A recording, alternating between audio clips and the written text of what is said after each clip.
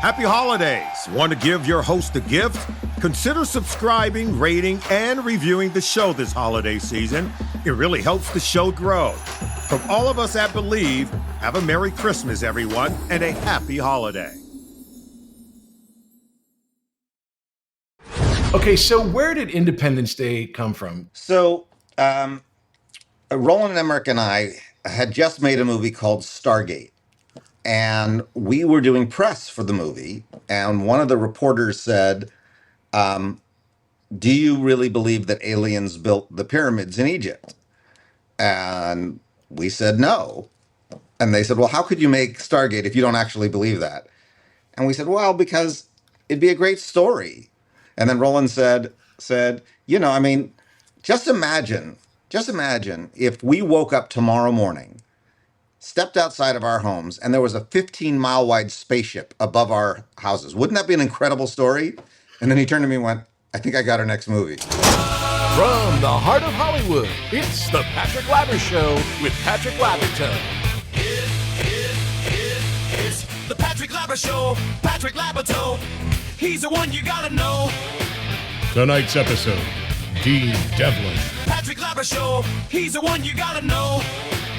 Previously on Dean Devlin. Uber producer Dean Devlin, born in New York City, has produced and co-written some of the most successful feature films of all time. Independence Day, Stargate, and Godzilla, which collectively grossed more than $1.4 billion worldwide. That's billion with a B. But the feature film world wasn't enough, so he founded Electric Entertainment, where he serves as chairman and CEO and force of nature behind such hit TV shows as The Librarian, Leverage, Almost Paradise, and The Ark. So basically, Dean and I have had exactly the same career. Please welcome Dean Devlin. Hey there, this is the Patrick Labyorteaux Show with Patrick Labyorteaux. I am Patrick Labyorteaux, and I am here with uber mega producer of blockbuster films and super addictive TV shows. You know him as a huge producer. I know him as the other actor in Hawaii who would not stop writing. Please welcome Mr. Dean Devlin.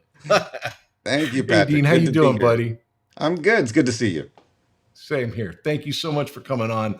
I got to tell you, man, just as a little bit of how we know each other, we ended up doing this sugarcane industrial film in Hawaii together. Now, the way that I remember it was during some sort of strike, and I figured, well, great, I'll go and get this industrial. No one's going to be auditioning for it. And I walk into this office, and literally every actor in town is there because everyone's out of work and they all want to go to Hawaii. What was your experience? I actually just got cast in it, which was super cool. And I think it's just because there wasn't a whole lot of guys who looked like me at that time. Right. So I think they thought of me as a slightly older CNH sugarcane boy. So. Act 1, Beginnings. Okay, so let's start there. Okay, so you started off as an actor, and Yes. you come from a Hollywood family. Your dad is a producer. He produced Witches of Eastwick. He produced My Bodyguard. Your mom's an actress who was in every movie that, look, if Rick Dalton had a real show, I bet she would have been on it. It was in that perfect time of it. She would have been on Bounty Law. But you're not a Nepo baby, as far as I know. It was almost like you had to fight with your family to get into the business. So what was it that got you into acting? What was it in your, what caused you to want to be an actor? Well, I had kind of screwed up my educational path. I quit high school the day before graduation. Why? Oh, that's a long story. But basically, I got in a fight with my teachers, and to protest, I quit the day before graduation. So I wasn't going to be going to college. I wasn't going to be having an academic life. And I thought, since I can't do it through the normal route, perhaps if I could be an actor, that could be my way into becoming a director one day. Right. So I moved to New York. Didn't know what I was going to do. I ended up working at a company called FURCO, which stood for film equipment rental company. And I was renting film equipment to people in New York. And one day, Martin Scorsese's production manager came in, struck up a conversation with me, asked me what I wanted to do, and I told him. And he said, well, do you want to be a PA on Martin's new movie? It's called The King of Comedy. And I was like, yes, I'm desperate to be a PA on The King of Comedy. So I quit I my had job. no idea. So I quit my job. I found a replacement. I trained the replacement, got the replacement in good shape, and I showed up for work. And the production manager went, oh, I forgot to call you. And I go, what do you mean? He goes, I had to hire Scorsese's nephew. And I was like, I just quit my job. He goes, yeah, I feel bad. Oh my God. I said, you feel bad? I can't pay my rent. So I went back to the apartment and I was like, I don't know what I'm going to do with my life. Then he called me back and he said, well, I can't get you on the movie, but how would you like to be Al Pacino's chauffeur? And I said, I'll take any job. I'll take any job. I'll take it. And I became Al Pacino's chauffeur for the next 2 years. And he showed me a whole other world of acting, a whole other way of thinking about being an actor. Where's that movie? Have you ever thought about writing for that? That 2 years is not a week. That's a long time. It was an amazing 2 years. He was an amazing mentor. Taught me a lot about acting, a lot about filmmaking. One of the stories I always love to tell is he was doing this play called American Buffalo off Broadway Yes, I'm aware. while he was shooting the movie Author. Uh-huh. And I remember being on set on Author, and I thought, oh, he must not like this movie. And we were in the car, and I said, do you not like this movie? And he goes, what do you mean? I said, well, I watch you in the play every night, and you're like amazing.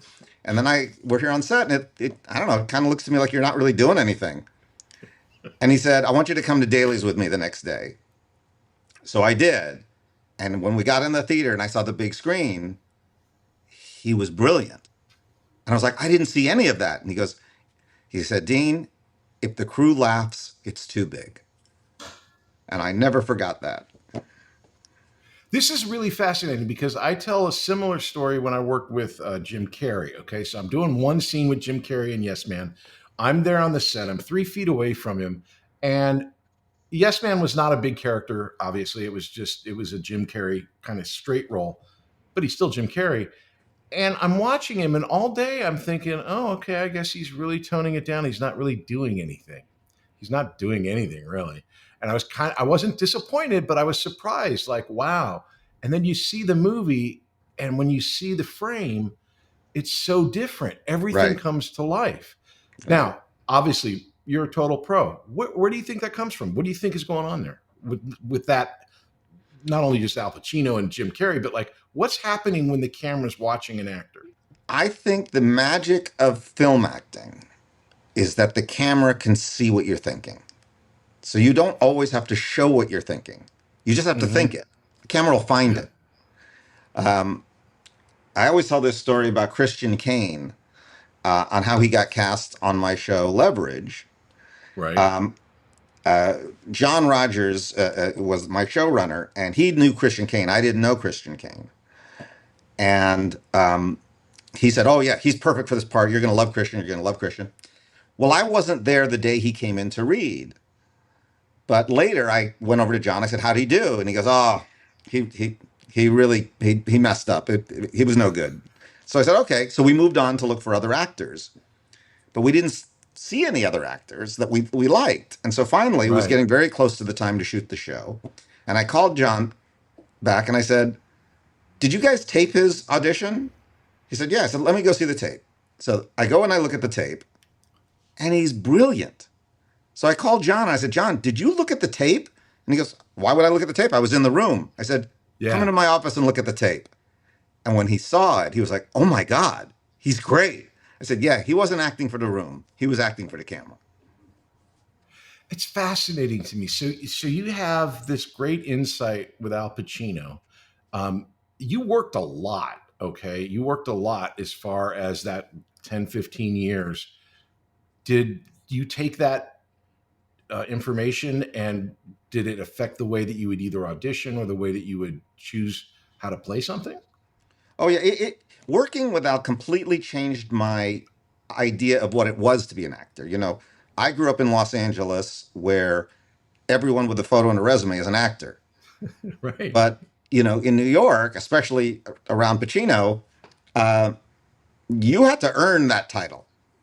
You couldn't Yeah. say you're an actor unless you had done something so that you were acknowledged for it. So that really became part of the way I thought about acting. That it was like it was not something given; it was something earned. What was your favorite? I don't want to go like on a list of how do I ask this question?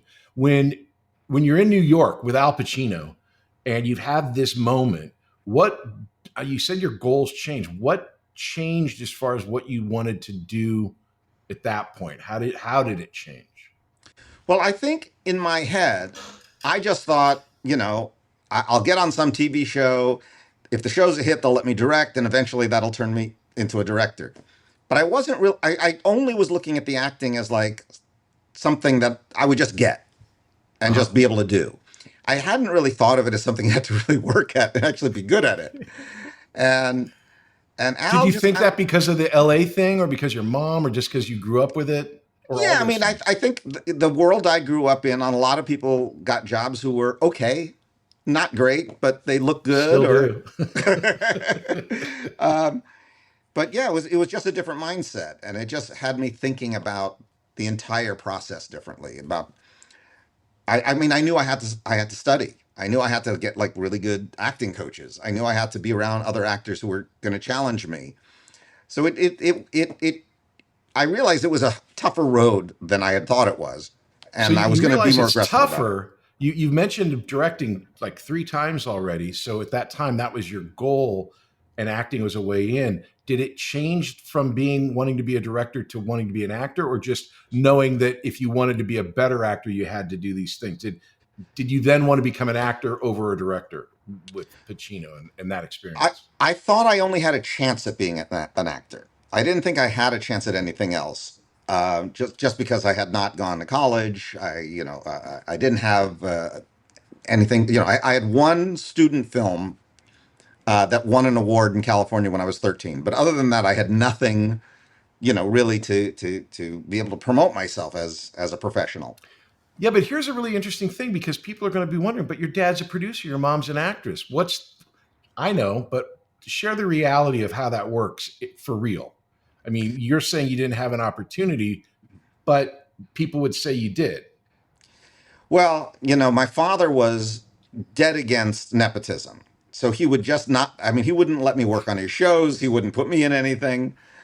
It was Uh, literally harder because he was a producer. yeah, I mean, okay, this is a really harsh acting story. I'll tell you this Okay. story. This is really harsh. So before I had moved to New York, after I had dropped out of high school, I got a role in a play here in Los Angeles called Comedies by Shakespeare, where we did 12 Shakespearean comedies all in 2 hours. So Wow. it was madness. Yeah. So my father, the movie producer, comes to the show. He sits front row center like this, the whole show. So now the show's over. I'm backstage and I'm taking off the makeup, and my Hmm. dad's hand comes on my shoulder and he says, "Son, I've been a professional in this business for over 30 years. You're not an actor.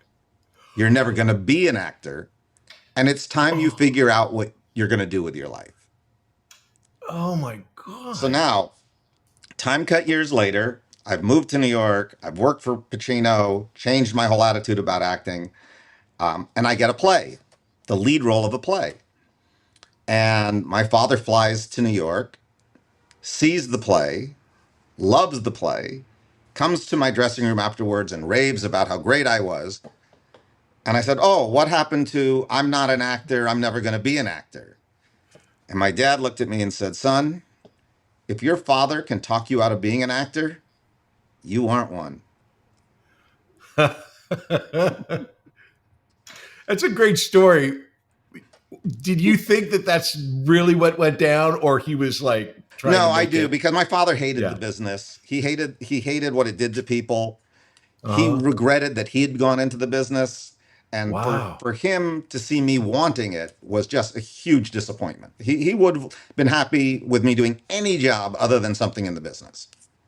So this is fascinating to me because I mean I know you and I know that from literally the moment that we met, you were talking about a script you were writing about a paparazzi that you wanted Sean Penn to play. You were Right. writing the script. All you do whenever I'm around you is talk about film.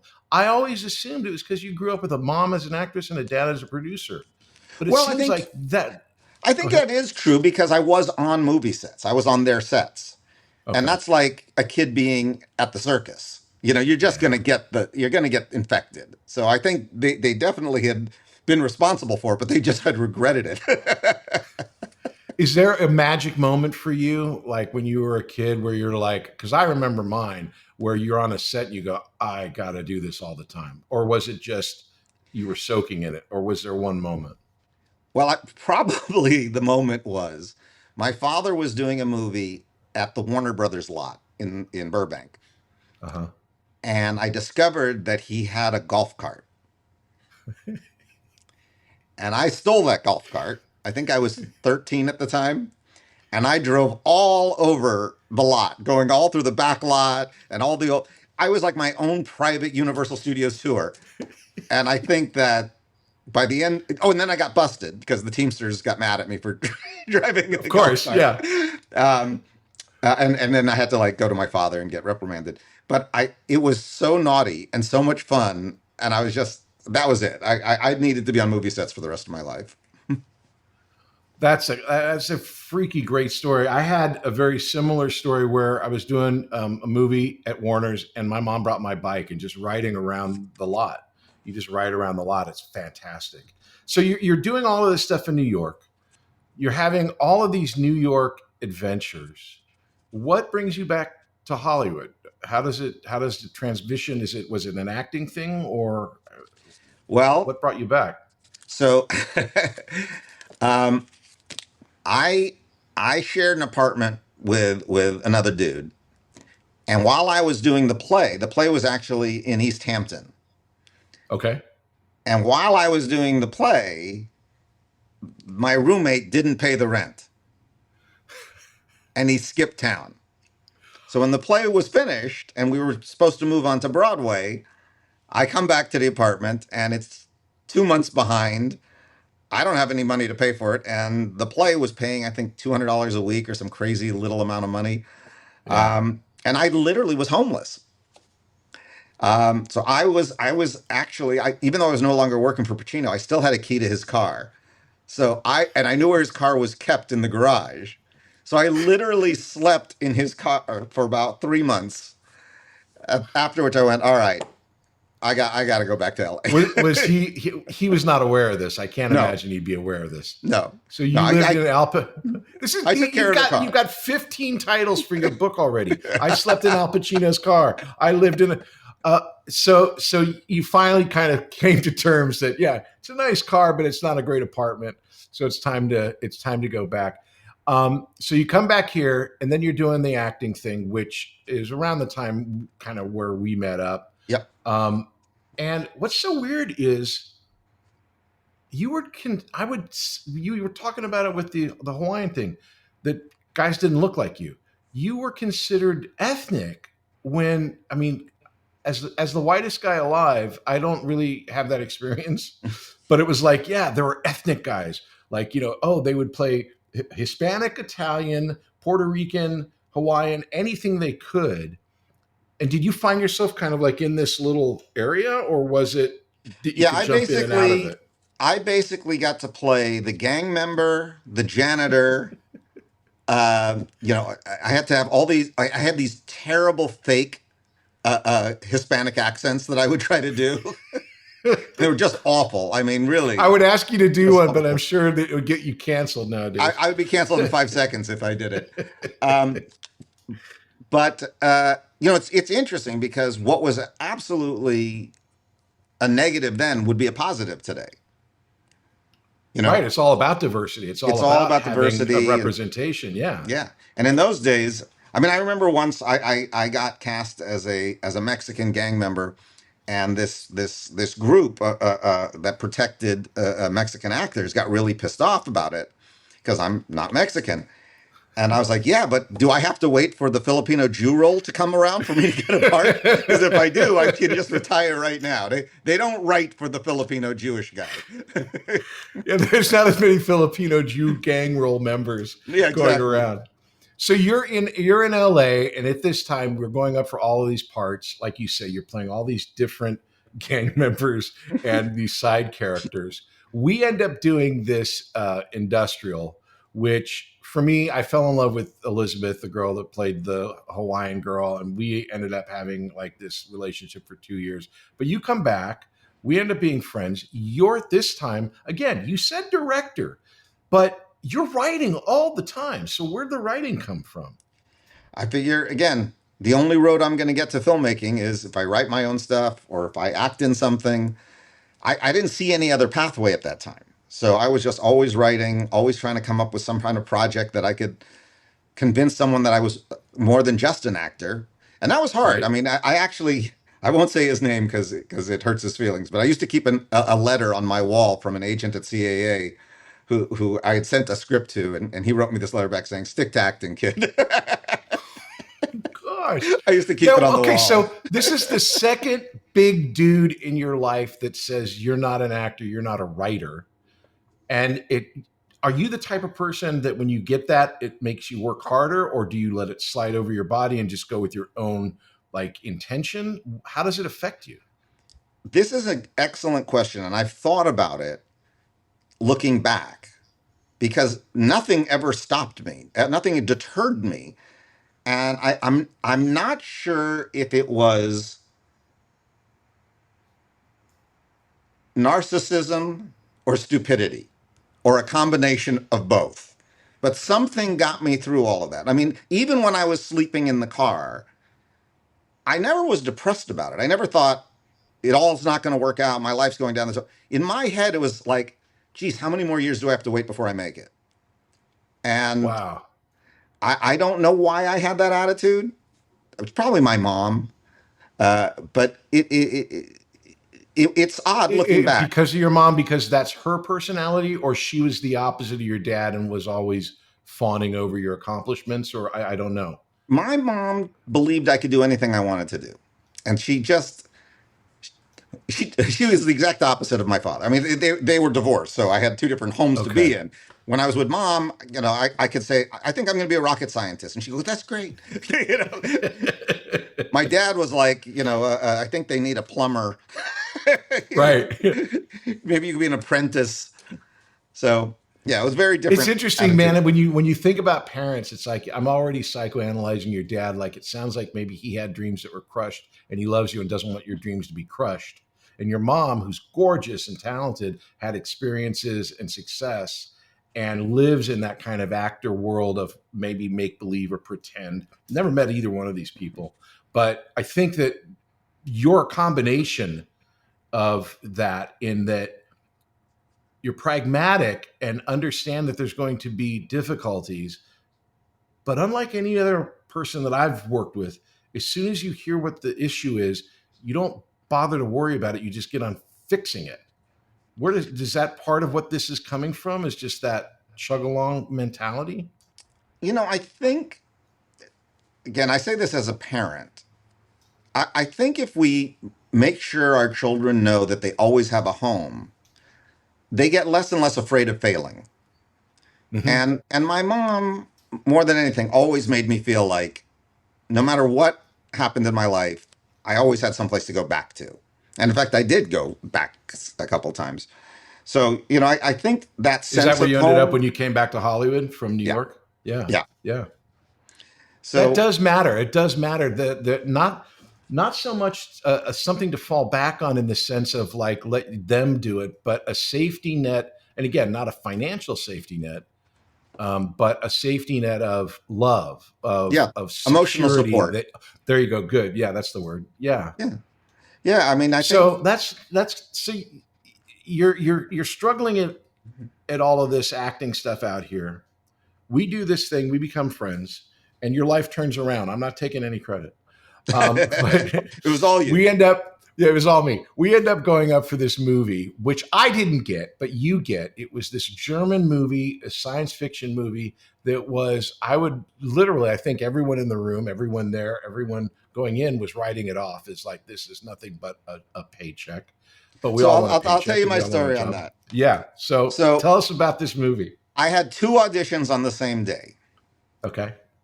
One was this sci-fi movie, which was one of the worst scripts I'd ever read.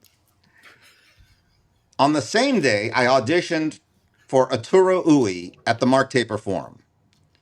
And the rumor that I had heard was that Keanu Reeves was up for it. And I really wanted to show that I'm up there with Keanu Reeves. Right. I don't know if he was really up for it or not, but I'd been told that. I believed it. So it motivated me. Was he So- Keanu at this point or still Casey Reeves? No, he was Keanu. Okay. He was known. We were jealous of him. Anyway, so that night I get a call from my agent and he says, "Good news, you got them both."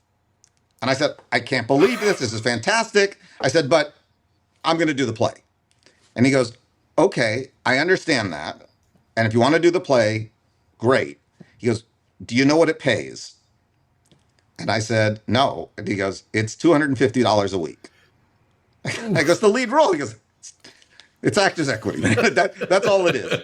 And he knew, my agent knew that I was taking care of my mom at that point, that we were sharing a house together and I was paying all the bills and my unemployment had run out and 200 a week was kind of tough. And I said, "What does the movie pay?" And he goes, "You can get 15,000 for the movie." I'm like, "Ah." I go, "But it's awful. It's going to, it'll kill my career." And he said, "Dean, it's so awful. No one will ever see it. So just do it, get the money, take care of your family. When you get back, we'll find you another play." So I said, "All right, fine." So I take the movie thinking, oh, yeah, this is going to be a nightmare. And I get to Germany and I see some of the most beautiful sets I've ever seen in my life. I mean, just beautifully designed. Wow. And the director, he's moving the camera like Spielberg does. I mean, like really brilliantly moving the camera and designing these shots. And I'm so impressed with it. And I went over to him and I said, "You're a real director. Why are you directing this piece of crap script?" And he said, "I don't know. When I wrote it, I was like," yikes. So I said, you remove your foot from your mouth, and then you said, I said, "English is your second language. Would you be okay if I were to, improv my dialogue a little bit, just to give it a little bit more authentic flavor?" He goes, "Yeah, improv. I love improv. Yeah, do it." So I do. Well, about 3 days later, he pulls me off set and he goes, "Dean, we have a very big problem." I said, "What's that?" He said, "All the other actors are very angry with you." I said, "They're angry with me? What did I do?" He goes, "You have all the best lines in the movie now." So he said, "Would you rewrite their dialogue as well as yours?" I went, "Absolutely." So now I'm doing a dialogue pass for all the other characters. I'm having a ball. I'm acting and I'm kind of writing. So I love this story. When you're doing that, when you're in the midst of this, were you in the actor's mode? Like, now I got to take care of these guys? Or were you excited to work with this director guy? Or were you just excited to be writing? Did you feel, where was your head? Honestly, I was just so excited that someone was taking me seriously creatively and that I got to be part. I wasn't just going to be a meat puppet. I was going to actually be part of this whole thing. Right. And anyway, the upshot of it was the movie got finished and it was still pretty terrible. and Roland called me and said, "Take a look at the movie. Tell me what you think." So I watched the movie and he said, "How do we make this movie good?" I said, "To make it good?" And he said, "Yeah." I said, "Well, we're going to have to reshoot about half of it." And he said, "I can't afford to reshoot half of it." He goes, "No way." He goes, "Well, what do we have to do so I can at least sell the movie and get the money back so I can pay back my brother who lent me the money to make the movie?" I said, "I think if we shoot a new opening a new scene in the middle and a new scene at the very end. It'll at least track. And then I think you could sell it. And he goes, yeah, let's do that. So I did all the rewrites. We shot it, and yeah, he sold it. He was able to sell it and get his money back. And that began a 12-year partnership of writing and producing with Roland Emmerich. We'll be back after these messages. Hey there, my name is Patrick Labyorteaux, and I play an actor on TV. And I also have this acting school called Working Actors School. And what we do there is we teach people to act using Zoom. So you can take an acting class with me and with a person in Connecticut, in Florida, and San Diego all at the same time, thanks to the miracle of Zoom. And I'm very excited to announce that we have a brand new class called Adult Weekly Class. Now, what is that? Now, that's a class that'll meet every Wednesday at 5:30 p.m. Pacific, and you come in and you have an hour-long acting class with other students. It's very, very simple, very, very fun. So if you've ever wanted to be an actor or try it or just mess around, these classes are great. So the Adult Weekly Class is going to be every Wednesday at 5:30 Pacific. Now, come and check it out. It's going to be really fun. Go to workingactorschool.com. Check out the website. You can sign up for the class there. If you need any other information, there's a phone number and an email on the website. You can get it there. And we would love to have you come and try. Talk to you soon.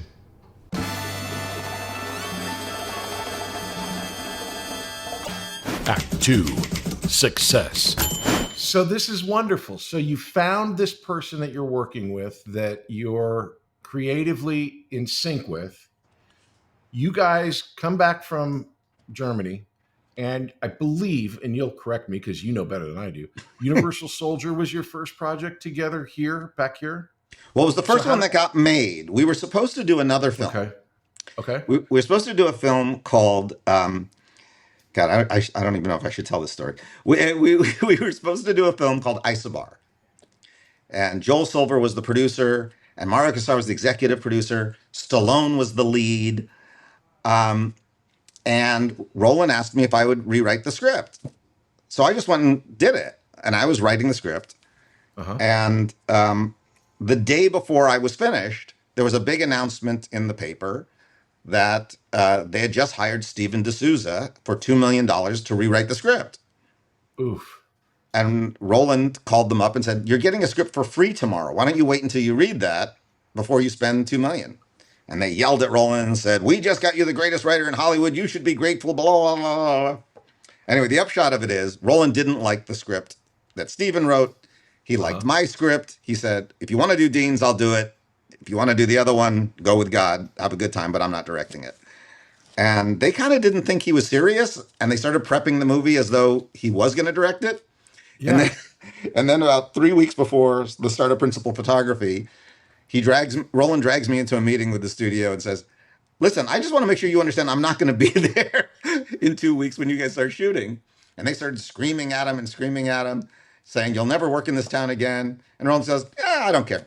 And he walked out, and the movie fell apart.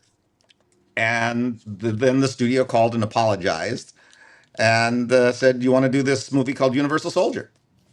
And Roland's like, "Yeah, sure."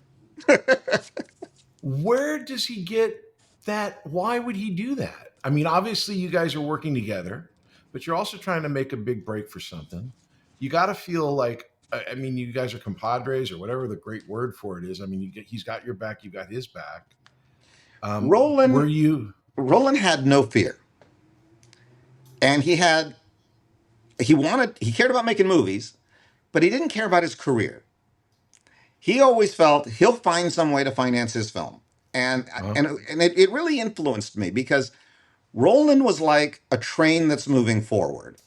You could either jump on it with him or get run over by it. But there was no like influencing the train. Once Roland decided he's making a movie, he's making that movie. And that's so interesting. Francis Ford Coppola talks about, he goes, as a director, the way he does it is it's like you grab a flag and you start running down the street and you get people to start following you along. That's totally what Roland did. Totally what he did. And so that led to that. You were working with him on this.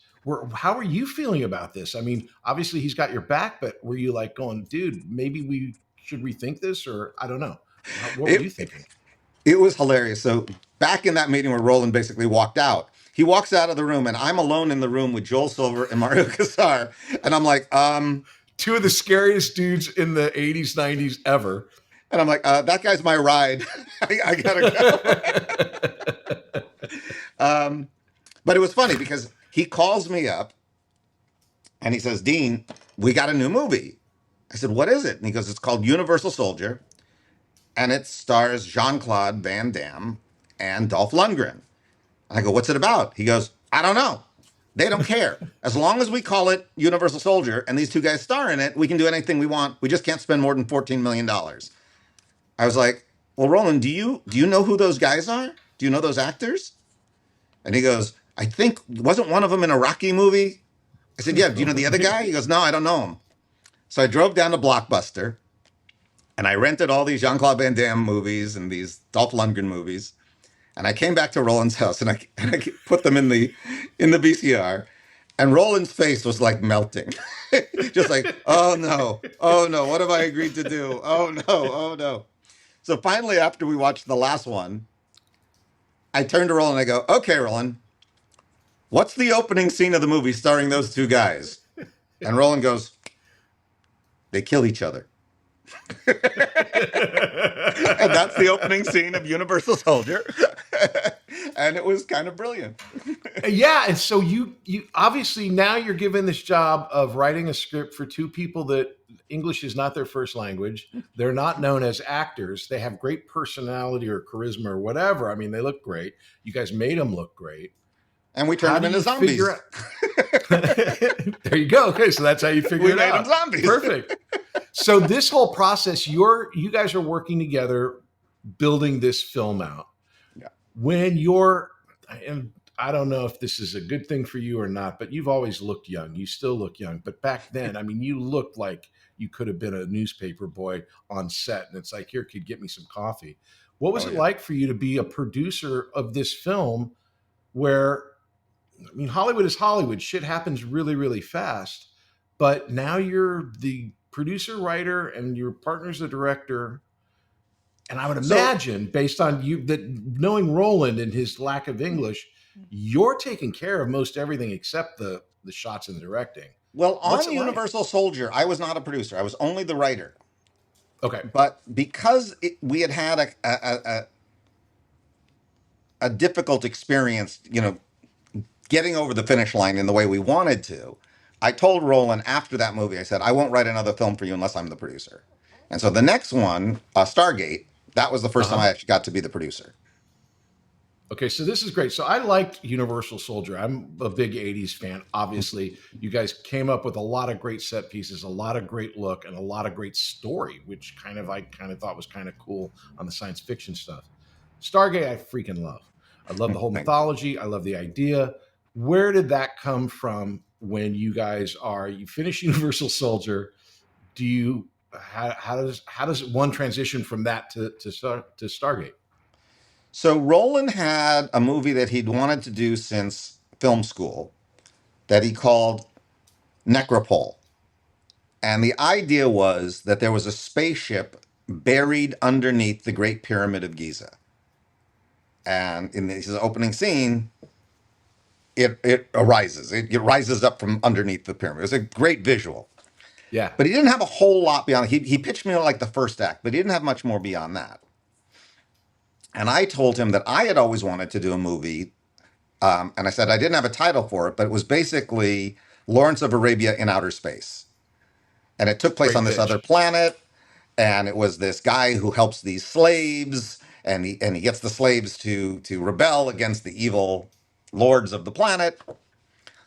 And he kind of liked that. And we said, well, how do we connect these two ideas? How do we put your movie and this movie together and make it into one movie?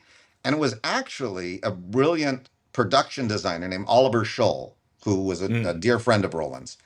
And he turned to us and he said, other than the movie The Fly and Star Trek, there's not been a lot of movies with transporters in it. He goes, it's really common in science fiction novels and science fiction writing, but there hasn't been a lot of use of it.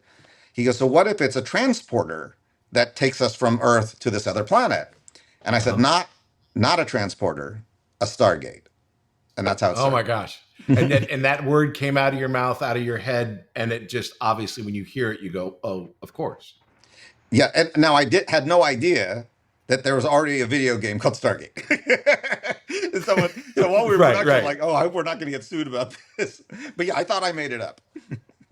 Well, but I mean, you did. I mean, that's the whole thing. Ideas are just out there, and it's how you come around, how you come across them. So again, what I see in Stargate more than in Universal Soldier, I saw a lot of problem solving in Universal Soldier. In your writing for Stargate, I see the beginnings of what I think of when I think of your writing, which is many stories combined into one. So that you've got these story fragments that come along. You've got the soldier that lost the son. You've got the old king. You've got the alien. You've got these people. Do you do you see pulling these strings together as a style or something that you return to because you like the dramatic cause of it, or does it just happen because of the story you're telling? Honestly, I think the truth is that Roland Emmerich grew up in Germany, but loved American movies. He loved the movies of Spielberg. He loved the Raiders of the Lost Ark. He loved the Zemeckis movies. And I grew up here in love with Star Wars and all these same movies. And Yeah. suddenly we were given an opportunity to do our version of the movies we loved.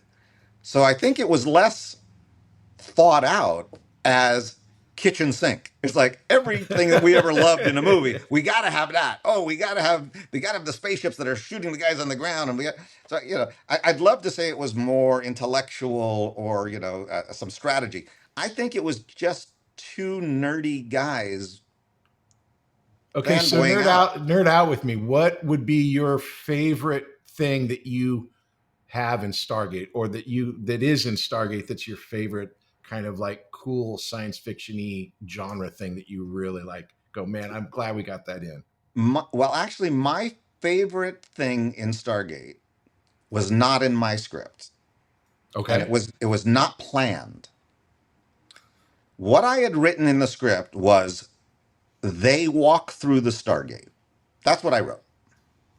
So Roland set up a camera through the Stargate. He did one on the side, profile of them walking through. And each actor kind of did their own reaction before they walked in. And it was fun to watch each actor do his own thing. And Kurt Russell gets it, and you see him steel up for the adventure, and he steps in. But then James Spader walked up to the water, and he just slowly put his hands in, and then he pulled his hands out and looked at his hands. And then he looked up at it with the sense of, I'm about to have this adventure. Now, meanwhile, our visual effects supervisor is yanking at my collar saying, tell him we can't hold the effect that long. Tell him we can't hold the effect that long. And I'm like, shut up. He's doing something good. Shut up. And James came up with this moment that for me in one little bit was the entire movie. It was this guy who had lived this life in isolation in a lab who was suddenly getting the adventure of a lifetime. And just the way he Yeah. put his hands in, pulled his hands out, looked at his hands, and then looked up at the gate. To this day, that's my favorite moment in the entire movie. So that's a great lead into. So you worked with Jean Claude Van Damme and Dolph Lundgren. Then your next movie, you've got Kurt Russell, James Spader, and at the time, the most hot actor in the world from The Crying Game. I'm not placing your Jay name. Davidson. Jay Davidson. All of a sudden, all these A-list. I mean, I say this because Jay Davidson has kind of gone up and down, but at the time was like that was the person. I think he had just won an Oscar. Yeah, I mean, big time for Crying Game. And you've got Kurt Russell and James Spader. What was that like for you as an actor to be working with these people? Did you obviously you see the difference? No shade on Jean-Claude and Dolph, but you see the difference. Well, I love these guys, and so I'll tell you this story. Here's an untold story I will tell. So Wonderful. Kurt Russell had turned down the movie 4 times. And finally, we offered him more money than he had ever been offered on any movie in his life. And he showed up at the office and he said, I think this is one of the dumbest scripts I've ever read. but you're paying me this crazy amount of money. I'm going to show up every day and be unbelievably professional, and I'm going to give you everything I got. And I was like, thank you. Right. So then we start the movie. Spader thinks it's the dumbest script he's ever read in his life. And there's this moment where we go to shoot this scene out in the desert. It's like 120 degrees. We got the crew out there. It's brutal. And Spader comes marching out onto the set and he says, "You said you were going to rewrite this scene.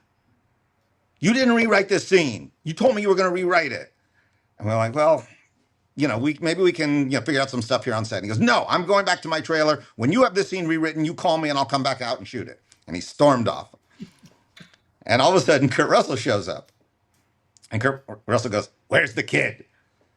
And I said, "Well, he's in his trailer. He don't want to come out until we rewrite the scene." And he goes, "What?" Kurt goes marching down to James Spader's trailer, bangs on his door. James opens the door and he goes, "What the hell are you doing?" And Spader goes, "Oh, come on. You know that this dialogue is awful." And Kurt Russell goes, "Of course it's awful. That's why they're paying you $1 million. If it was brilliant, you'd do it for free." That's wonderful. Now, Had you worked or did you know any of these guys before? None. Okay. None. Wow. But I will say both men, when they saw the film, loved the movie and said, "I didn't see it. I didn't get it. Now I get it. Right. It's wonderful. And I'm so glad I was part of it." But while we were making it, they really thought they were making, an Ed Wood movie. Well, it goes right back to the same thing that we were talking about with actors and the camera. When you guys, and I say you guys, meaning you and Roland specifically, I don't have this talent. I've never produced a big, huge science fiction movie, but there's so many ingredients and so many flavors and so many things that you need to keep track of to make it a thing, like a confection, that when you're done with it and you're watching it, it all makes sense. That this may be what's going on in your head. And actors, their job is to worry about their character and what they're saying. And so the dialogue may not make sense to them at one point, but it's the tone, that kind of Republic serial kind of fun adventure. You never know what's going to be around the next corner adventure part. It just, I can see why they wouldn't see it. And then it comes out. So the movie comes out and it's huge. It was huge. So what is this? How do you guys do? I mean, not how do you do it, but you start off with Universal Soldier, which was a great action flick that everyone respected. You come out with Stargate, big hit. Now you guys are like this really known thing. Where are you as far as what you think you are versus what you are, what you think you're going to do next? How does that affect you? Well, we had not become crazy egomaniacs yet. That would happen later. In that moment, we just thought, hey, we might be able to get another movie made. Right. And so Roland and I went off, and in 2 weeks, we wrote Independence Day. Oh, come on. I mean, that's a great story, but seriously. No, it gets worse. This gets worse. This gets worse because it's absolutely something that I've never experienced before or since. And it's just one of these miracles. So yeah, we wrote it in 2 weeks. We gave it to our agent on Tuesday. The agent sent it, no, I'm sorry, on Wednesday. We gave it to our agent on Wednesday. Thursday morning, he sent it to every studio in town. Thursday night, we had an offer from every studio in town. Friday morning, we went from studio to studio to studio, hearing what they wanted to do in our pitch. We had sold it by the end of the day, and we were in pre-production on Monday. I mean, just crazy, just absolutely insane. So what was your punch list? You ended up at 20th. Why? Why 20th? So there was this bidding war that happened. And the numbers kept getting better and better for us as the day went on. At the end of the day, it came down to 2 studios, Fox and Universal. And we had to decide which one, because the 2 offers were exactly the same, and neither was going to go any higher. So we were in our agent's office at CAA, and standing outside the door was Casey Silver from Universal. Man. And now, so we know we're making a decision, and we know he's standing on the other side of the door. Uh-huh. And Roland couldn't decide. And our agent said, well, guys, you got to pick one of them.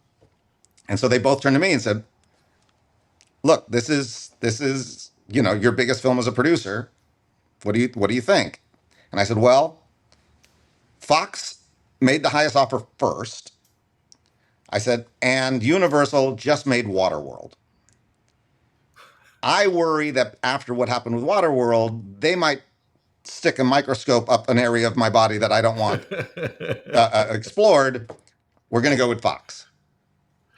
That's So a we pretty decided to go with savvy Fox. decision. That I think I not that you need my approval, but I think that's a really smart way to look at it. So when we And- open the door and Casey Silver's standing there, I'll only put it this way. If you read Casey Silver's book, he describes it as the worst day of his career. And I was not allowed to go to Universal for several years after that. So you literally are starting on this project. I can't even imagine the endorphins and the chemicals, legal or otherwise, going through your body at this point, because it's so crazy that it was news here in town. It was on the cover of Variety when you guys sold that movie before it was a movie. Everyone knew about it. It's not a small movie. It's a sprawling epic of, again, all of these. It reminded me of, again, maybe 20th Century was the great place, because Towering Inferno and all these great stories where these disaster flicks are all these stories that come together that tell these, personal stories over this big, huge, unbelievable story. Where do you start as a producer when you're like, okay, how do I start this big movie? Where did you go? What did you do? Well, before we had sold it, in the writing process, Roland and I had a very unusual writing process, which is I sat at one end of a table with a word processor, and he sat at the other end of the table with drawing materials. So I would write the scene and he would storyboard it. And then when I was done with what I've done, I'd show it to him. If he liked something I had done in the script better than what he drew, he changed the drawing. If he thought what he drew was better than what I wrote, he'd show me the drawing and then I'd rewrite that. So by the time the script was finished, we literally had storyboarded the entire film from beginning to end. So Was it at this process that you got the famous White House explosion together? I will tell you that all of the great imagery was Roland, all of it. And he constantly would, again, at that end of the table, he'd draw something. I'd look at it and go, we're going to blow up the White House. Yeah, we're going to blow up the White House. I'm like, all right, we're blowing up the White House. And it was a weird, magical experience. And it was one of these things where, and it's never happened again, so it's not like I think this can be reproduced. But it was one of those things where you're constantly waiting for the bad news. You're constantly waiting for the other shoe to drop, where it all goes to hell. Yeah. And it never happened. We never had the difficult actor. We never had the horrible thing on set. Everything just kept going great. And I'll never forget, we were now in post-production. We're doing the final mix and we're making prints. And Roland came over and said, yeah, we're having some trouble because they want to make 4,000 prints. And I said, Roland, you've got the wrong number. They don't do more than 2,000 prints. And he goes, no, I think they're going to do 4,500 prints. I said, no, you've got this messed up.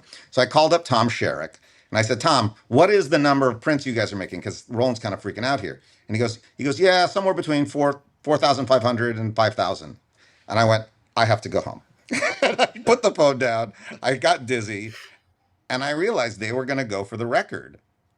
And yeah, this has never been done before. Yeah, that had never been done before, and I was just terrified. I just wanted. I was hoping it could be Stargate again, and then when I realized no, they're going for the home run. They're going for the world record. Then I got very, very nervous. Before we get to the opening, there's one other bit. You'll do a movie and no one will like it, and then it'll come out, and then 20 years later, it's like this classic where everyone loves it. Or you'll do something that you're not thinking about, and then it becomes something big. The speech that the president gives at the end of ID4, I think, is one of those things where it's just sort of come into this big, especially now with all the memes and all the clips and everything on social media. Was there anything special or not special about the moment that you put that together? Was that you? How did that come about? All right, so here's the story behind the speech. Well, let me give you a story before the story. The story Okay. before the story, on the very first movie that Roland and I had done together, when I was writing it, Universal Soldier, I was in a room by myself for like 2 hours trying to write the scene. And finally, Roland walked in and said, "What the hell is taking so long?" And I said, "Roland, it's just awful. Everything I'm writing, I've read it before. I've seen it in another movie. It's crappy. It's not that I'm not good at this. This is not great." And Roland put his hand on my shoulder and he said, "Look, Dean, you're not a genius." He goes, "But you know what? I'm not either. And maybe if we just work really, really hard, we can become good craftsmen." Once he said that, the pressure went off. It's like, oh, Right, I don't have right. to be a genius. There's other guys who are geniuses. I just got to keep getting better, make a better looking chair. Okay, I'm not going to make a piece of art that's going to be in the gallery, but I'm going to make your favorite chair in your house. And I was like, okay, that's an attainable goal. All right, so now time Yeah. cut to this moment. So we're doing the script for Independence Day. And we get to this moment, and I'm really excited about it. And I'm pitching it to Roland. I said, this is the night before the big battle. And I said, this is right out of Henry IV, Shakespeare. He's walking amongst the troops, and he sees they're nervous. And he realizes that he has to steel them up for battle. And Roland goes, "So you just want to write the St. Crispin's Day speech?" I went, "Yeah." And he goes, "You're not Shakespeare." I said, "I know, but look, this speech is going to be the big thing." I said, "Look, let me just vomit something out now, and we'll work on this thing. We'll get back and we'll really spend time on this. We'll make this speech the best speech." So I went off and literally in 15 seconds, I vomited out a speech and we put it in the Right. script. And as I said, the whirlwind of making the movie happen. So now I'm in the production office and I'm working on something. I forget what I was working on. But I looked up at one of the PAs and I said, "What's the scene they're shooting next?" And he goes, "Oh, they're doing the president's speech." And I went, "I never rewrote it. Oh crap, I never rewrote it."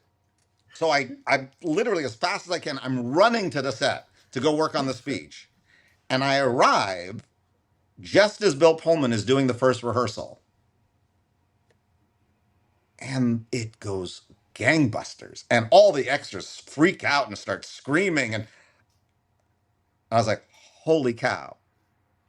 The only change I made was at that moment, there were people at 20th Century Fox that wanted to change the name from Independence Day to Doomsday. So the only change I made is I ran over to Bill Pullman and I said, at the end of the speech, say, "Today we celebrate our Independence Day." And that's literally the only The change. only change, like the number one quotable.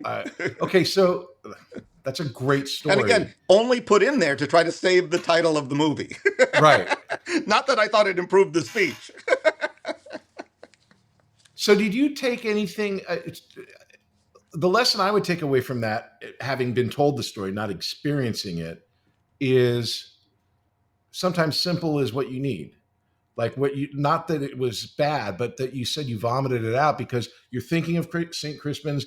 Here's what the character needs to say. And sometimes, and we know as actors, sometimes it's not the beautiful language. It's the way that the actor's feeling and what they think in their head and what comes out the front of their face, that the simplicity of language can sometimes make it easier. Did you take anything away from that moment, or was it? Well, I think that the other thing that really shaped me after that was that, yes, sometimes you have to play a brilliant game of chess, but sometimes you got to do speed chess.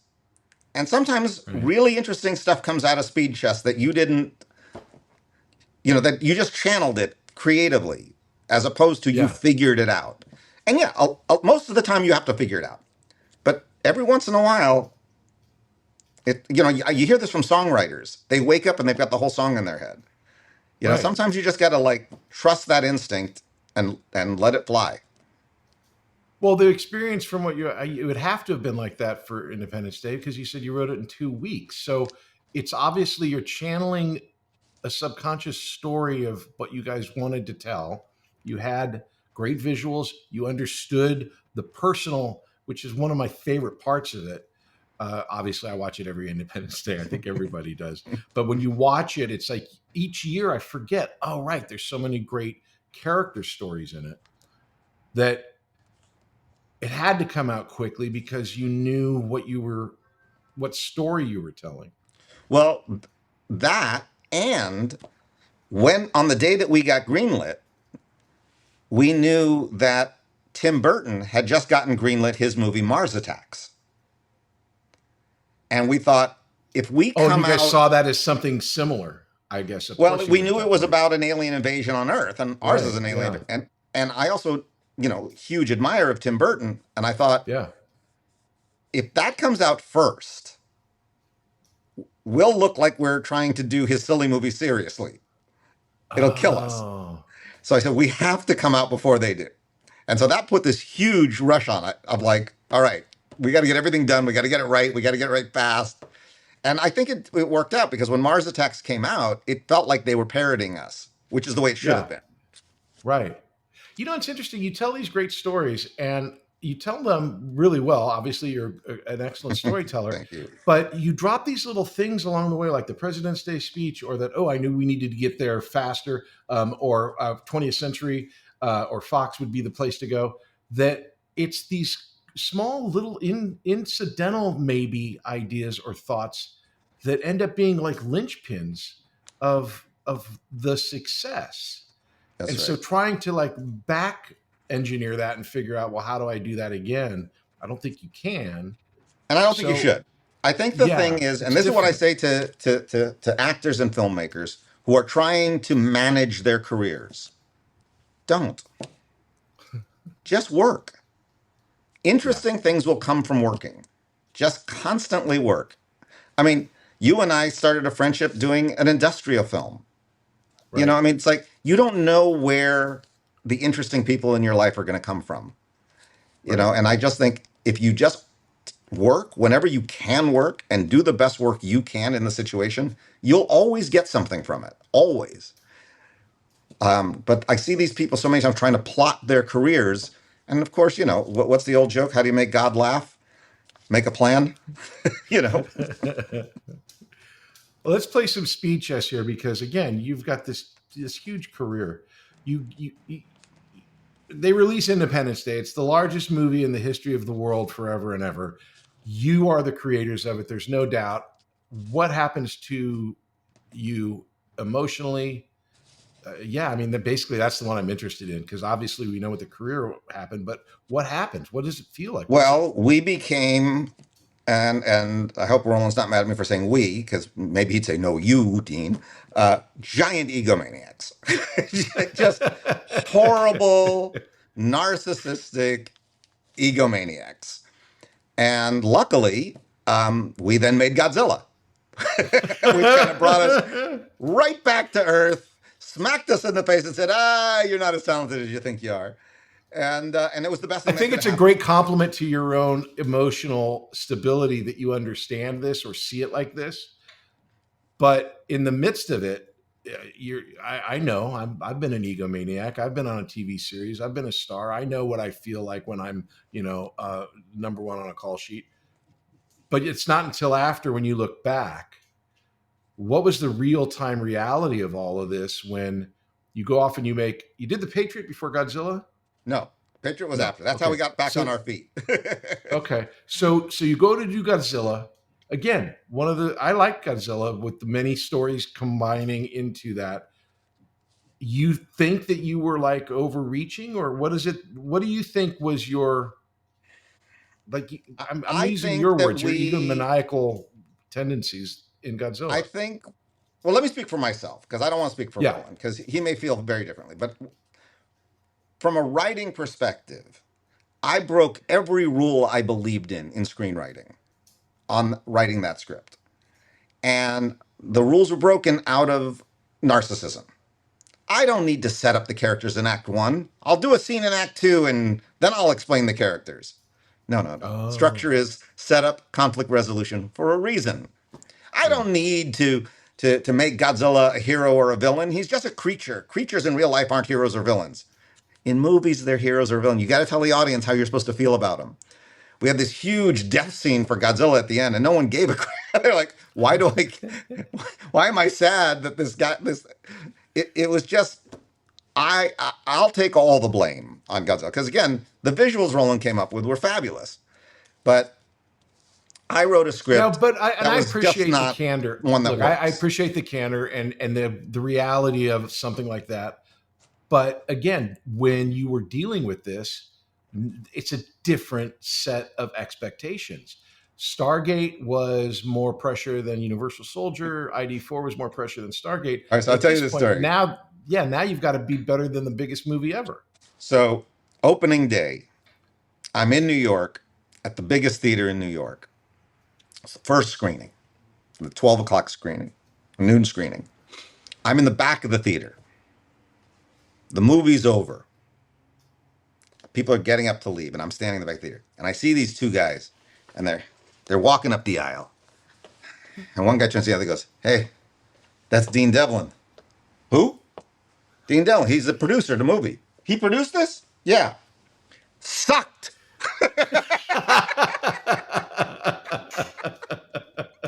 Sucked. Oh my God. Real time call check. Oh, geez. But So, honestly, I look at it as the best thing that could have happened to me. At the time, yeah, it was like devastating. But you need to be brought back to earth. And after that, I would say I was a lot more careful in my writing, a lot more careful in the productions. uh-huh. I had, again, I had to respect the process instead of just feeling like anything I did was going to be great. And I think had Godzilla been a gigantic monster hit, I Uh-huh. might not have learned those lessons. So Well, I'm how grateful could you? for I its mean, yeah, failure. how could you? So so you said it leads to the Patriot, which my question was, where does Patriot come from? Because it's so different than what you guys had done before, or maybe I'm not seeing the connection. It was totally different. So we had an overall deal at Sony at the time, and John Calley Hmm. had always wanted to do a movie about the Battle of Midway. And as you know, Roland later did a movie about the Battle of Midway. So Roland got very excited about this idea. So we started trying to develop for John Calley this movie about the Battle of Midway. Um, During this process, they were giving us writing samples of writers that they thought were really good writers. So they gave us this script and they said, the guy who wrote this wrote the movie Spielberg just shot. It's going to come out soon. It's called Saving Private Ryan. This guy, we believe in this guy. We're not going to make this script, but we want you to read it because we think it's really, great writing. We agreed. We loved it. So much Uh-huh. so we really wanted to make the movie. So we came back and we said, all right, well, this is the writer we want for Midway. And John Kelly said, Sony is owned by a Japanese company. Maybe we don't do the Battle of Midway. So I said, can we do Patriot? He goes, let's go do the Patriot. And that's how the Patriot happened. So I think I'm right that you're not credited as a writer on that. You're a That's producer, right. right? That's right. So, but come on, are you, or is it like you're still working day to So day? You got to be working on it somehow, right? there was 35 drafts of the script done, Oof. um, all done by the writer. But I would say I got very involved, as did Roland, as did Mel Gibson, in the Mhm. script notes. So Right. it was very intense, and and we kept doing draft after draft draft. The only thing that I wrote in the movie is there's a moment after Mel Gibson's son is dead, and he's in this tent alone, and he's talking about his life. And I wrote that one little speech. But other than that, it was all written by Robert Rodat. Which, I mean, obviously he's a talented guy. I mean, I'm not looking Yeah. to say that but again, just look at this murderer's row. You've got Heath Ledger, you've got Mel Gibson, you've got you and Roland, you've got Robert Rodet, and you're all producer writers, and you're on this project. Was this you say it was kind of like a return from the bizarre experience of Godzilla of being over confident, I guess. How was the experience on Patriot? What was your experience for that? Well, almost the exact opposite, because we were going to take every scene seriously. We were going to take the structure seriously. We were going to take how we shot it seriously. We had been knocked down to earth, and we were determined to really do something good. It's an interesting thing. It's a good movie. You talked earlier, though, about movies getting a second life, and it's interesting because when the movie came out, it had like 50-50 reviews. 50 liked it, 50 didn't like it. The big knock on it was how many times we had the American flag in it, and they thought it was a jingoistic, overly patriotic movie. But the very next year is when 9/11 happened. And that was also when the DVD came out. Okay. And we went from 50-50 reviews to 100% positive reviews. Suddenly, after being in a country that had been attacked, the whole view of the movie changed. And it was really interesting. And then, of course, now it's on, every year it plays again on television. And it's thought of as it's very interesting. And I'm speaking strictly for business, okay? Mm-hmm. I was on a show called Jag when 9/11 happened. Yeah. And we were like in our 5th season, and we went another 5, I think, based on the patriotic reaffirming of America and the military and all of the things that people were kind of not looking down on, but not paying attention to, just years before. It's easy to get cynical about. See that. Yeah. It's easy to get cynical about certain things. And then things happen in the world that kind of give you perspective and go, oh yeah, it wasn't so easy to have this country. We actually have to fight for it.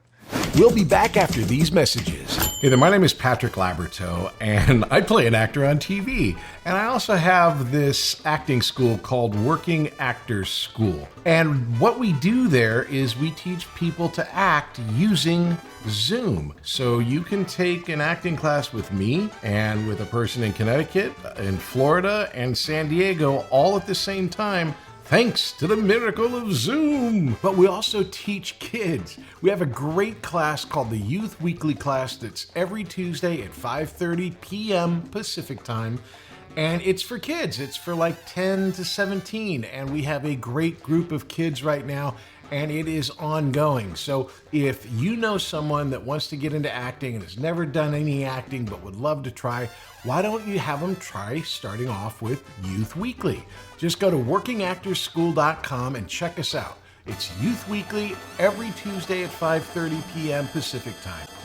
Act 3, present day.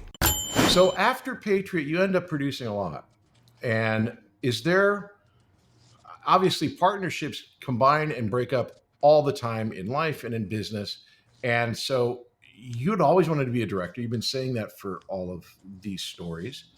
You've been working with a great director. You've been writing and producing. How did you guys end up not working together? Was there a story behind that? Or is it just sort of like, it's time? So Roland found love in his life very late in his life.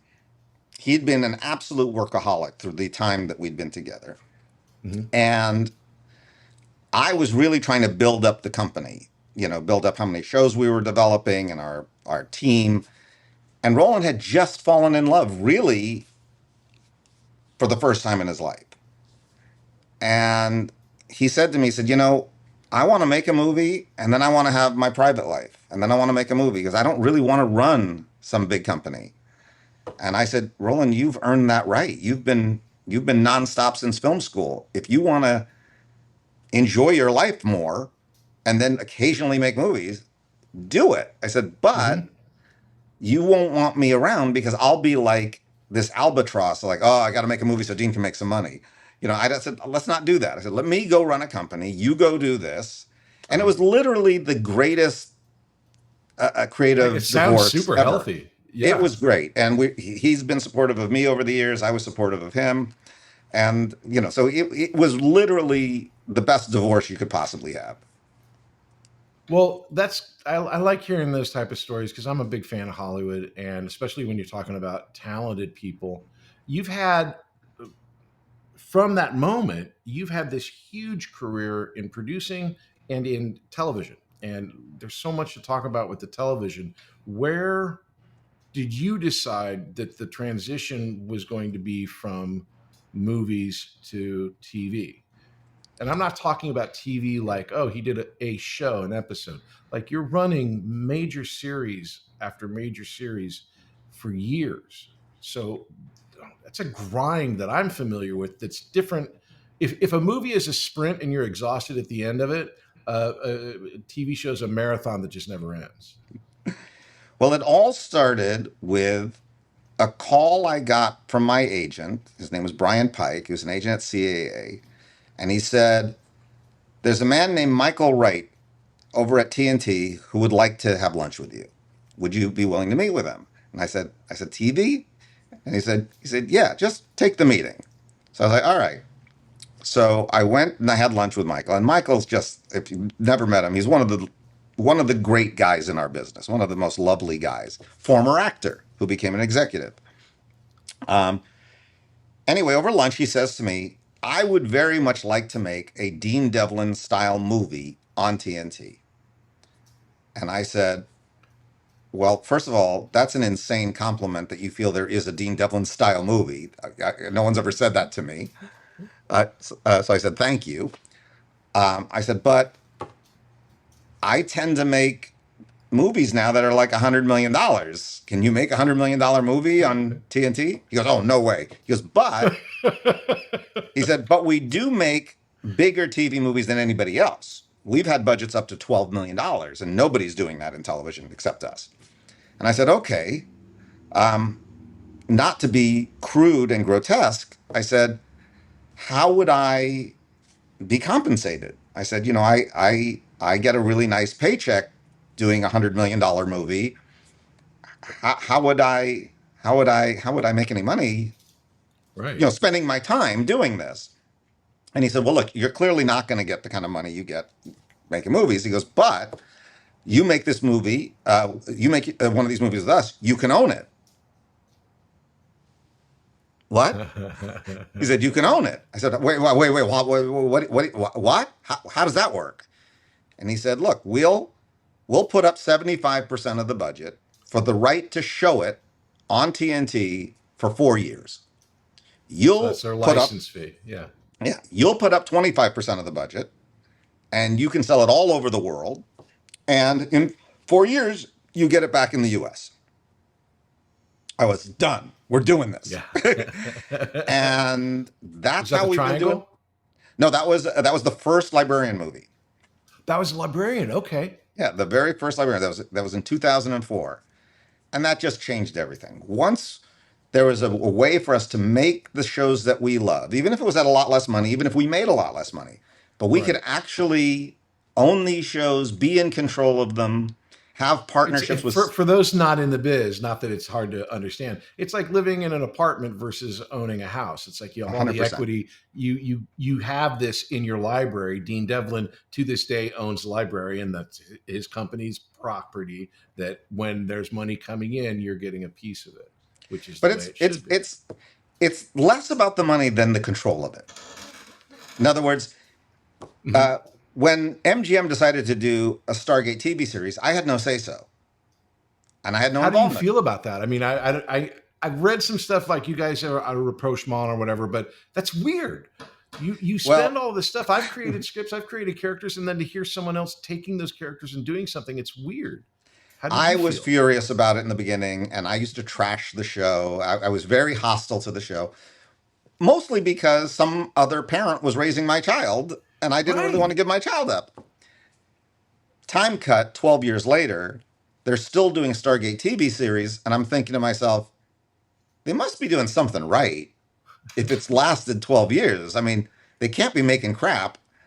And so I reached out to Jonathan Glasner, who'd been doing the series, and I fell in love with him. He's just like the greatest guy in the world. And I said, you want to do a series together? So he and I did The Outpost.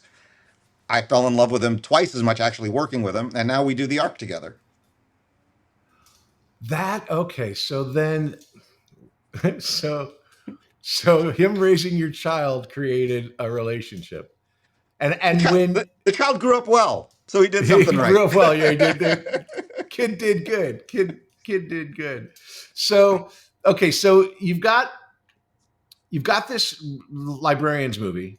How does it then go from a big, huge movie, which it was a big deal? I remember TNT. It was like a big, kind of like where TNT made their bones as far as like making a place to go for like only for television movies for It cable. was the highest rated movie on television that year. Not highest rated movie of the week, highest rated movie. So we actually beat Lord of the Rings on its television debut.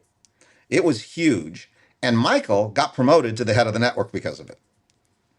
So how does So, that turn into a weekly or a series? well, I don't know we if it ended was a up weekly or not, doing but two more sequels to that movie. We did okay. the first one was Quest for the Sphere. The second one was King Solomon's Mines, and the third one was the Judas Chalice. And all three were giant hits. And we were actually at the upfronts for the third movie. And Michael turned to me in the middle of the upfronts and said, when am I getting a TV series out of you? And just off the top of my head, I said, what do you think about a show about a group of high-tech thieves who become modern-day Robin Hoods? And he went, sold. Come on, you pitched leverage off the top of your head. And he bought it. So I called John Rogers and I said, what, do you want to do a crime and heist show? And he said, you're not going to believe this. I was just working out a crime and heist show with Chris Downey this morning. I said, let's get together. Let's go make this show. And that's how it started. This is ridiculous. I was going to have a question like, how did the librarians impact, leverage? It's like directly, literally, like that's, and then so leverage became the show that then the librarians became a TV. Was it ever? Has it ever? It's been a series, right? The Yeah. librarians are just a series of movies. No, So we did three movies. Then Right. right when Leverage was done, Uh-huh. they had always asked for a librarian series, but I didn't know how to do it for the money. But Right. making Leverage, we really learned a lot of the tricks of television that we didn't know. And so when we were done with it, I said, I think I finally can do the Librarians TV series at the prices that we have to do it for.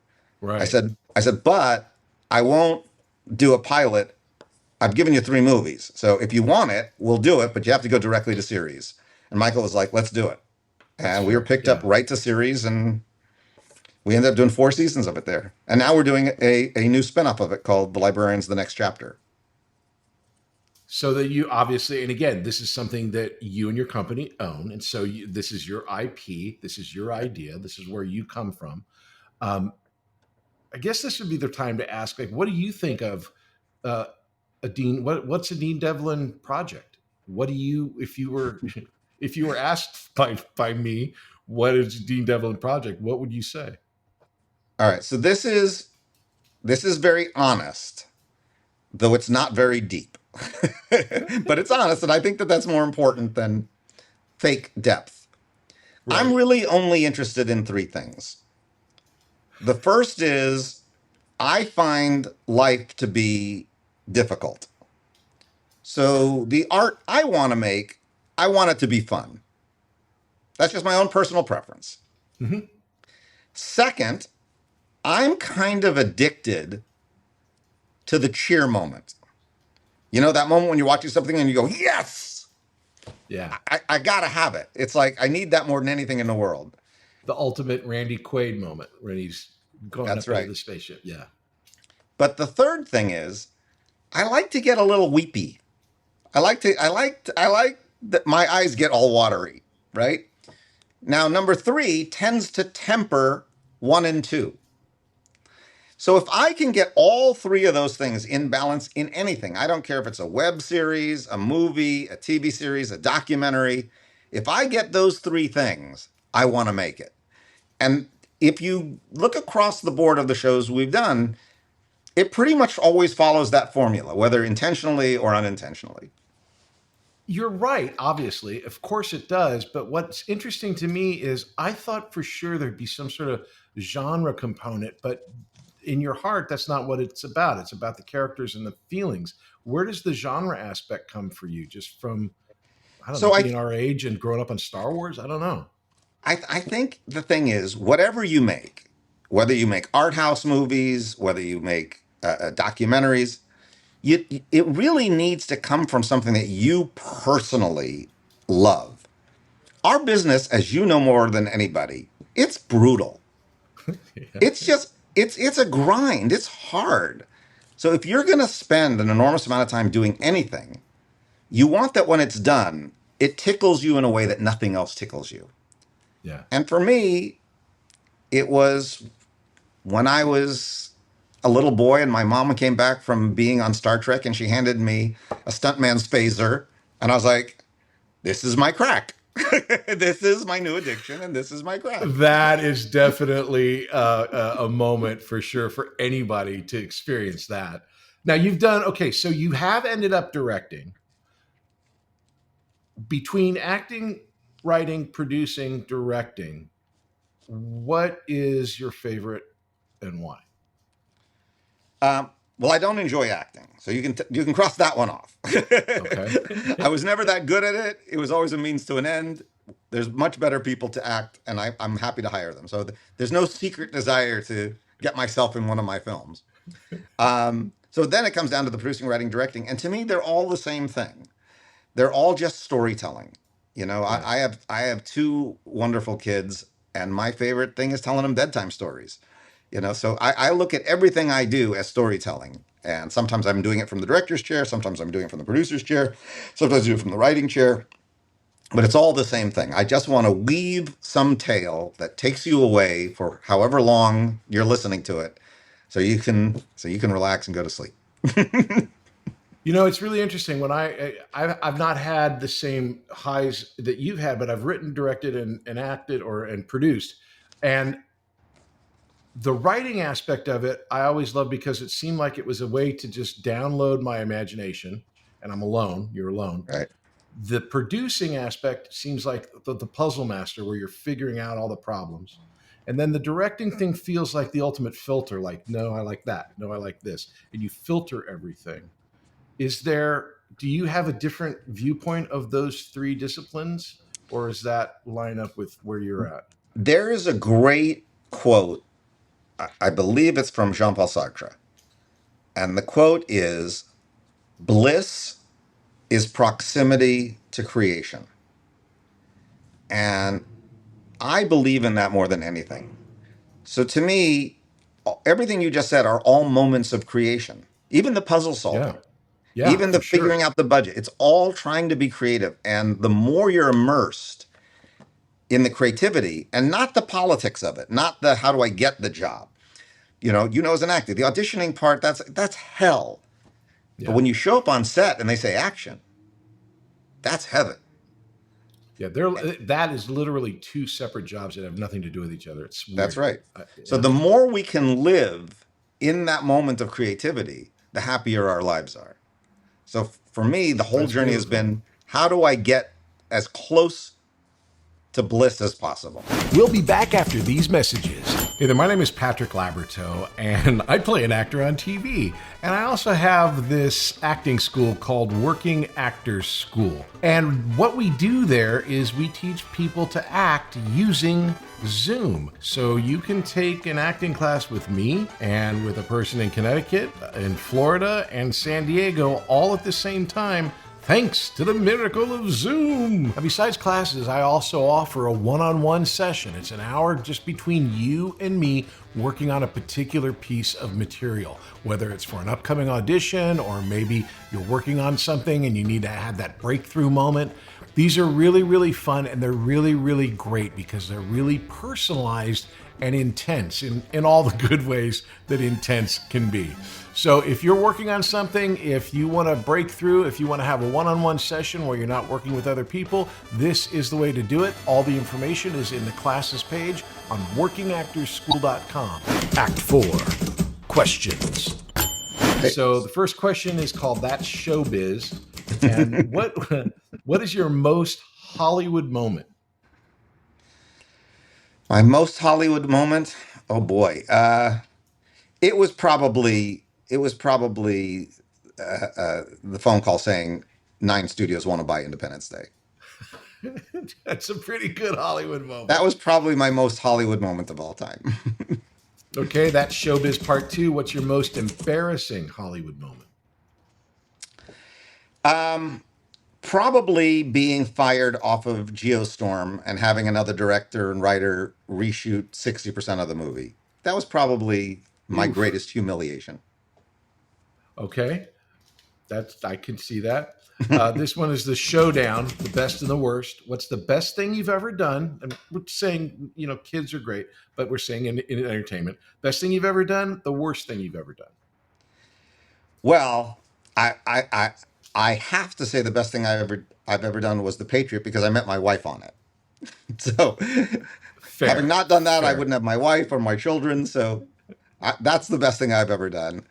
And the worst thing I've ever done, oh boy, probably a tie between Geostorm and the sequel to Independence Day. Okay. No follow-up questions. We'll be here. Show me the money. The biggest missed financial opportunity. I'm not looking for numbers. I'm just looking for what was your biggest missed financial opportunity? Oh, this is a horrible story. So, when Roland and I were still working together, we got a call from New Line, and they had just acquired a project from Miramax. And it was a big, risky project for them because they had to make 3 movies without knowing if the first one was going to work or not. So it was a 3-movie commitment. And it was a young director out of Australia who had shown promise, but he had never done a big, giant hit movie. Would Roland and I come on as executive producers and get 5% of the gross just to kind of guarantee that Peter Jackson can do this film called Lord of the Rings? And we turned it down. Oh, So- that hurts me way over here. So that would All right, probably and be then- the biggest missed opportunity of all.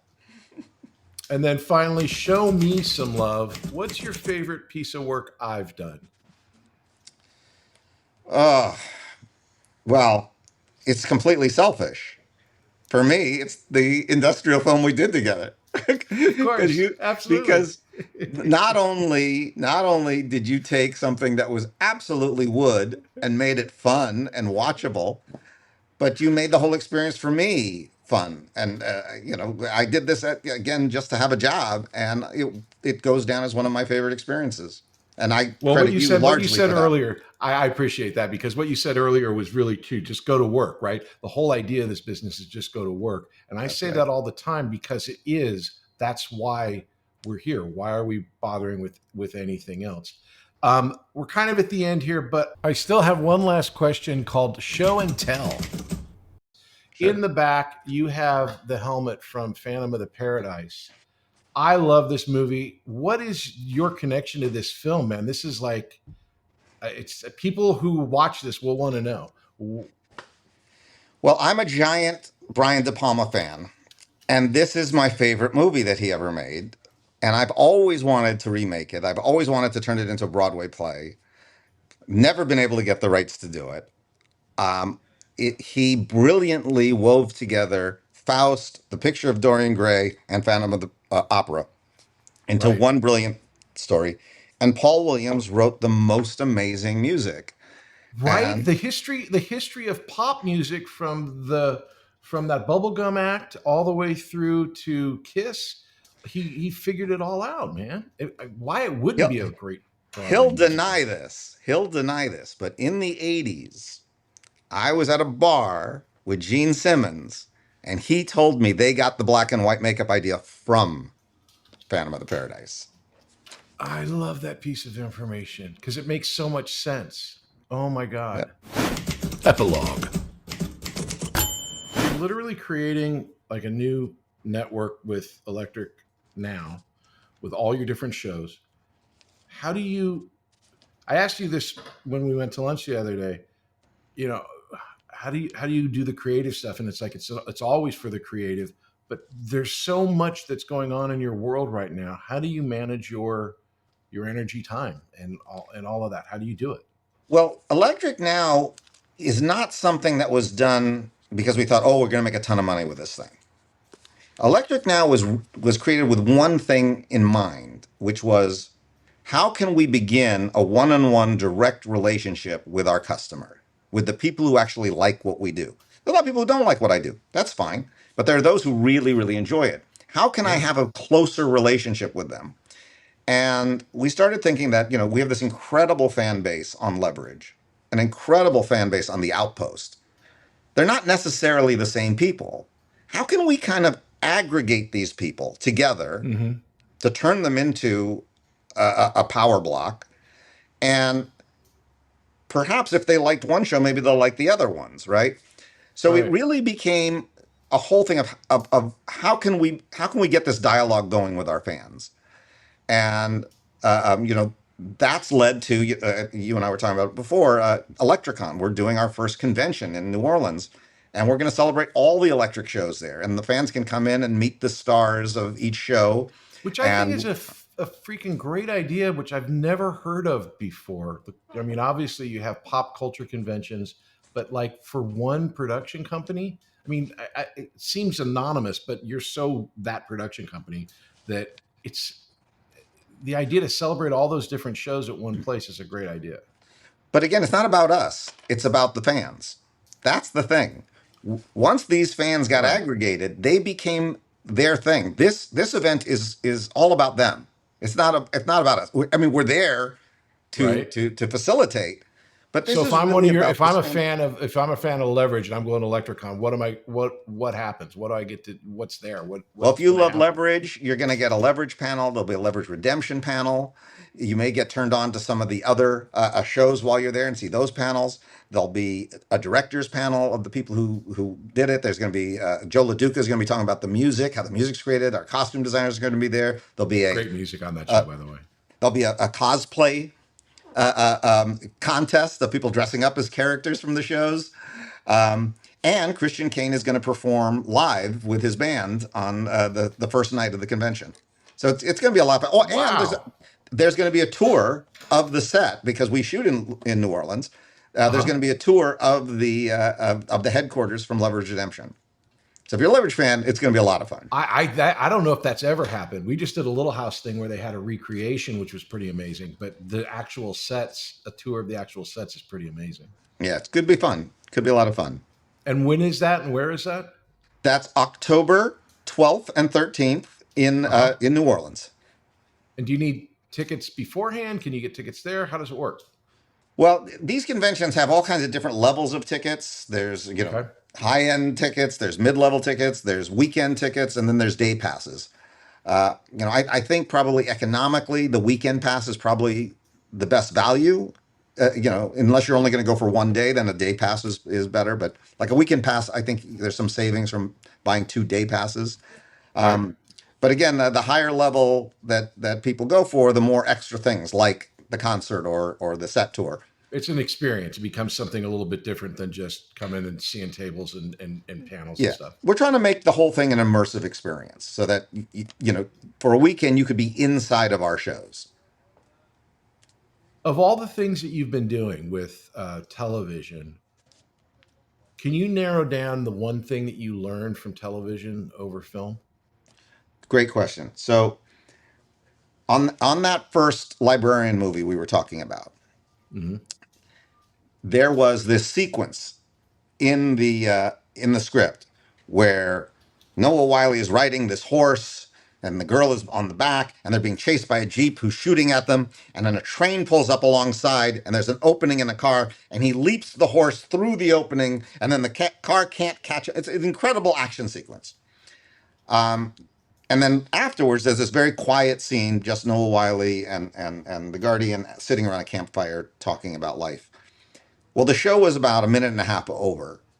And so I called Michael Wright and I said, I'm going to cut the scene around the campfire so we can get this great action scene. And Michael said to me, he said, Dean, when you're in a movie theater and you've got an action sequence like that, your heart is pumping because you're like inside of it and the sounds and the thing. And he goes, and it actually gives you some insight into the character because he jumps the horse through it. So it's really engaging in a movie theater. He said, in television, that's when they go to the bathroom. That's when they go make a sandwich. He said, but the scene around the campfire, everybody's leaning in. On television, they want to know who these characters are. Premise lasts 15 minutes. Characters are what it's all about. They either fall in love with these characters and want to know everything about them, or if they don't like it, then you've already lost them, no matter how many action sequences you put in. And I kind of didn't believe him, but we did the change he asked, and he was 100% right. And I realized from that moment on, the most important thing, the plots are important, they're all important, but the most important thing are the characters and why you should give a damn about them. End credits. Well, Dean, dude, I could talk to you for hours, but apparently you've got an empire to run. And I thank you for the time. Thank you for sharing these freaking great stories. And I just want to say that, I call you every now and again going, I just saw Independence Day or I just saw Stargate. And I really mean it. I really, in Leverage, I binged the whole thing, but I love these shows that you make. Thank you. And I'm just really, really happy to call you a friend, but also to be able to talk to you like this was really amazing. Thank you so much for your time. Thank you for having me on the show. I love what you're doing. I love the TikToks, and I think this is a great extension of it. And thank you for letting me be part of it. My pleasure, man. It's the Patrick Labyorteaux Show. Patrick Labyorteaux. He's the one you gotta know. Hey, everybody, thanks for listening. I'm really, really glad you're here and checking out the podcast. It is an audio podcast wherever you get your podcasts. It's a video podcast over on YouTube or on Spotify or wherever you get the video ones. All my socials are Working Actors School on TikTok, on Instagram, and on YouTube. Please check us out. If you want any information about the school, it is at workingactorsschool.com. We've got classes going on all the time. And again, thanks for listening, and we'll see you next time. It's the Patrick Labyorteaux Show. Patrick Labyorteaux. He's the one you gotta know. AI agents are everywhere, automating tasks and making decisions at machine speed. But agents make mistakes. Just one rogue agent can do big damage before you even notice. Rubrik Agent Cloud is the only platform that helps you monitor agents, set guardrails, and rewind mistakes, so you can unleash agents, not risk. Accelerate your AI transformation at Rubrik.com.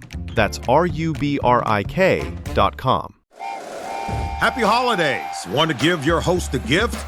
Consider subscribing, rating, and reviewing the show this holiday season. It really helps the show grow. From all of us at Believe, have a Merry Christmas, everyone, and a Happy Holiday. If you like the show, please take a moment to rate, review, and subscribe. It really does help the show to grow. Thank you for listening.